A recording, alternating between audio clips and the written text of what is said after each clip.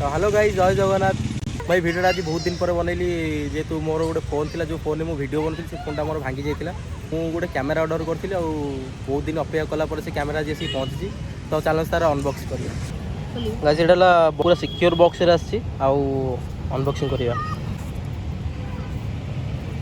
Box भीतर आहरी भी गोटे बॉक्स आथिला जोटा कि DJI Action 2 तरफ पूरा सिक्योर पैकेजिंग आसला।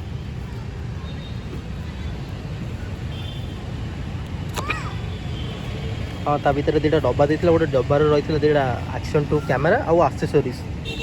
देखिए एक्सेसरीज कौन कौन अच्छी ता भीतर से कैमेरा डब्बा एपट एक्सेसरीज देखिए खोल डब्बाटा खोल।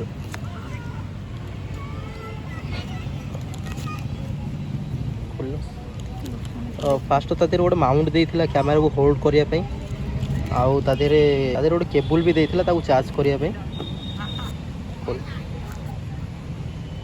एटा देथिला मुंडरे माने होल्ड करिकी कैमेरा को माने लगे कि किसी वीडियो शूट करिया पई।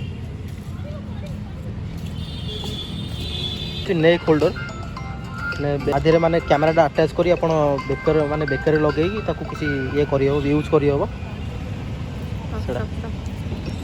फाइनली कैमेरा अनबॉक्सिंग करिया। पैकेज तो ठीक ठाक अछि।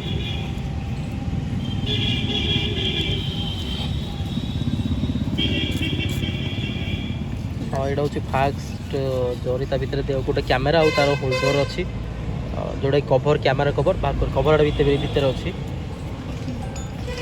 कवरटा। हाँ यहाँ हूँ कैमेरा कवर आउ गोटे अच्छी कैमेरा। हाँ जोटा कि कैमेरा को कवर करके रखी। हाँ नेक्स्ट तापर गोटे अच्छी पावर मॉड्यूल।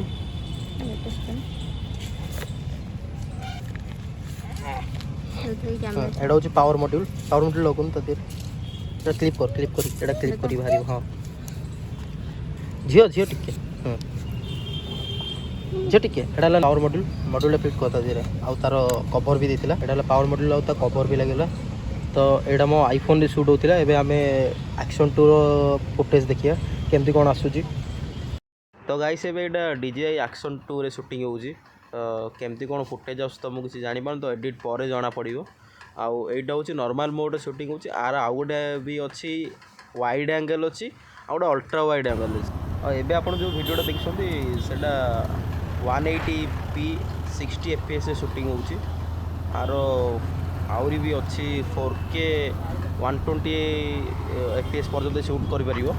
तो सेटा आउ गोटे नेक्स्ट वीडियो रे पूरा डिटेल से कैमेरा को आमे रिव्यू करिवा।